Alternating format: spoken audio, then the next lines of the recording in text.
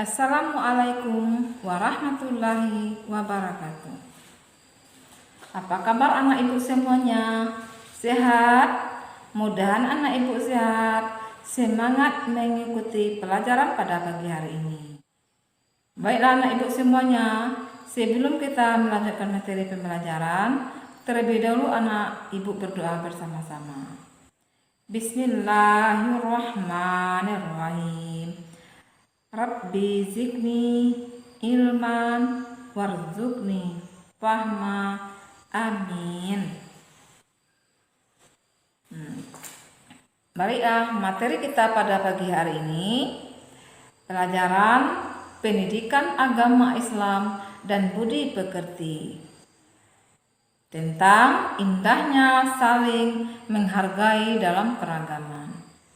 Baiklah, mari kita lihat profil pelajar Pancasila yang dimunculkan pada materi hari ini. Yang pertama, bertakwa kepada Tuhan Yang Maha Esa dan berakhlak mulia.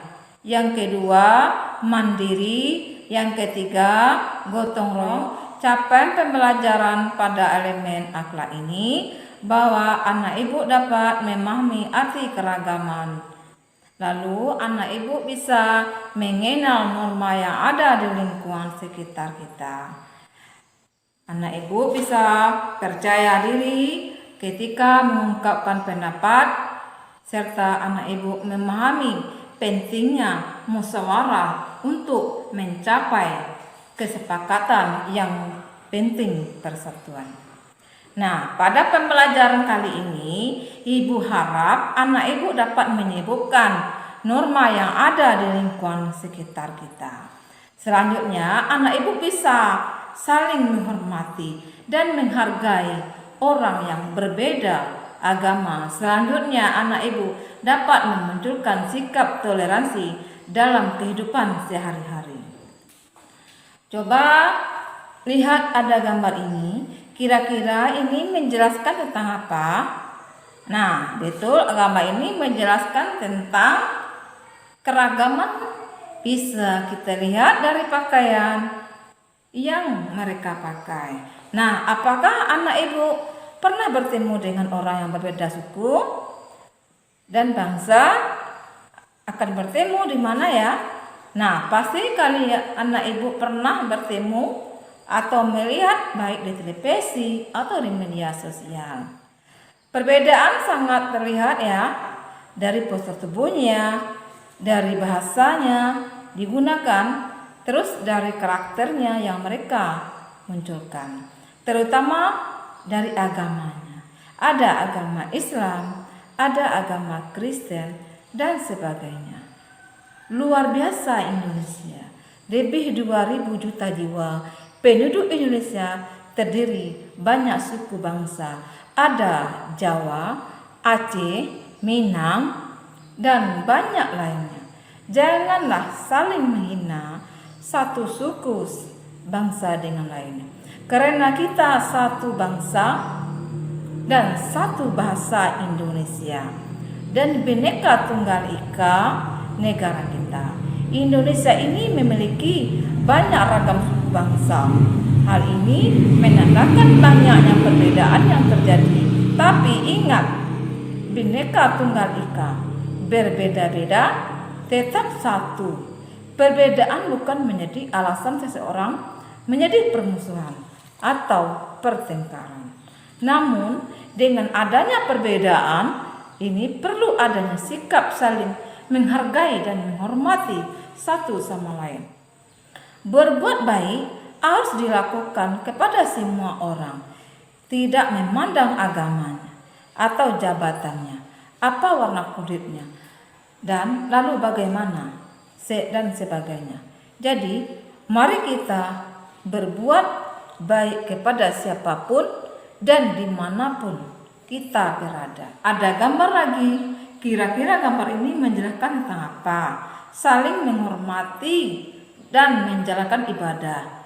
Di dalam gambar ini terdapat dua orang anak.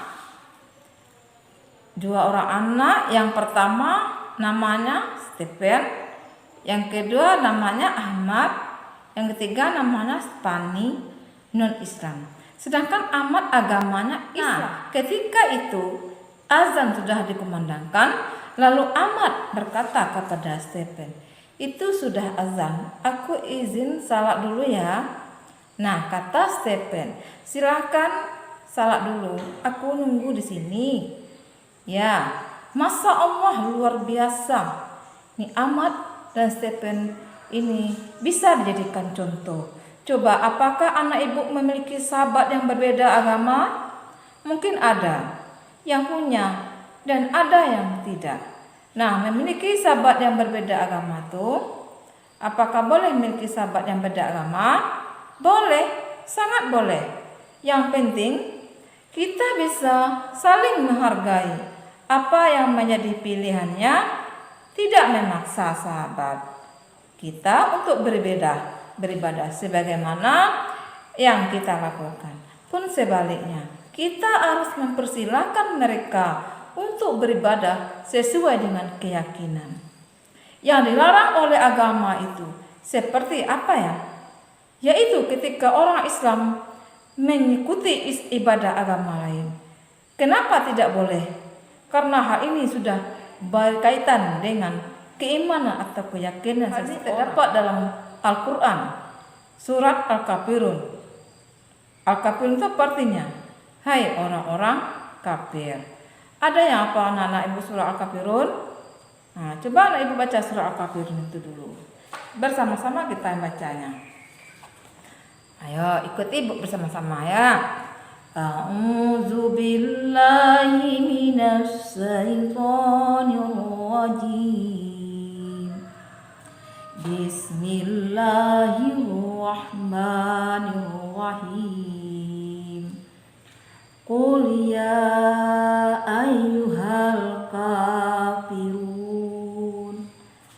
la a'budu ma ta'budun wala antum abiduna ma a'bud wala ana abidum ma abattum wala antum abiduna ma a'bud lakum dinukum waliyadin.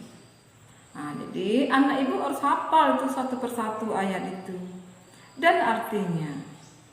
Jadi itu yang menjelaskan surat dalam Al-Quran. Ayat yang kedua, aku tidak akan menyembah apa yang kamu sembah.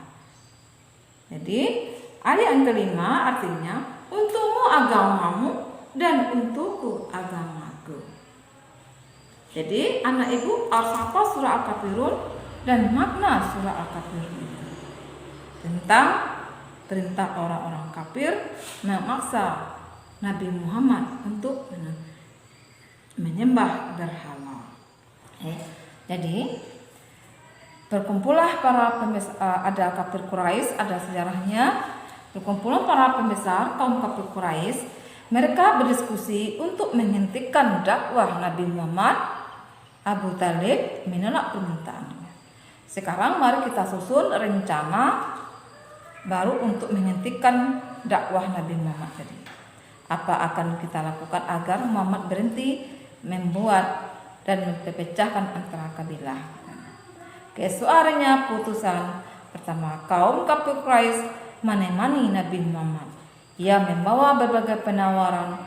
Hai Muhammad, jika engkau menginginkan kekayaan yang melimpah, kami akan memberikan untukmu.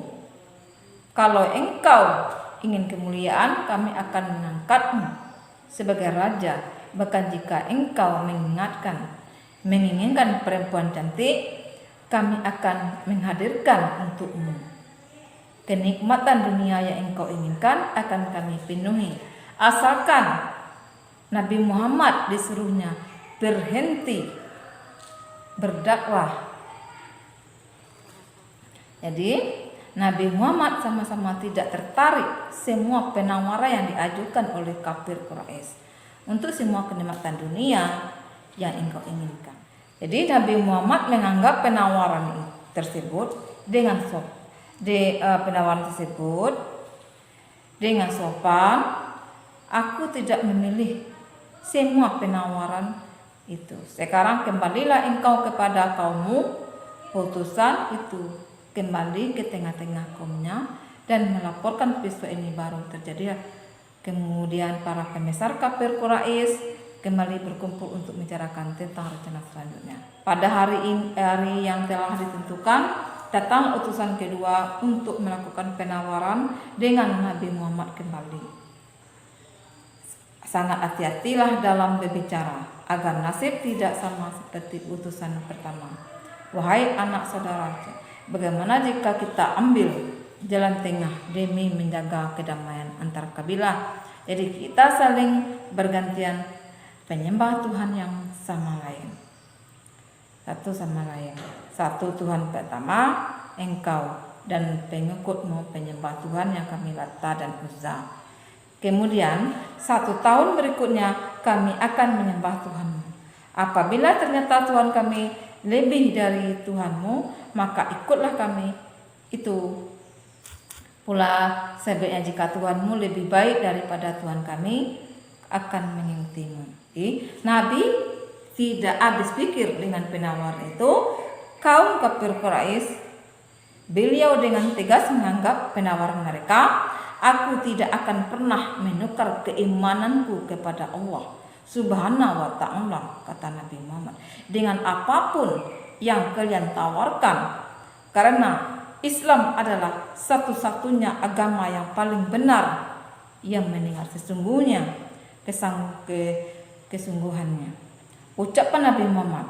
Akhirnya kafir Quraisy tersadar bahwa tidak ada yang bisa menghalangi dakwah beliau kecuali kematian.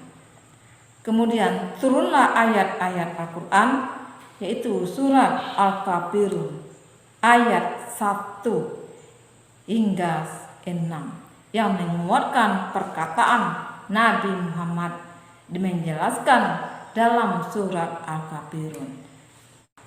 Berulang kembali dalam surah Al-Kafirun tadi ayat 1, Qul ya ayyuhal kafirun.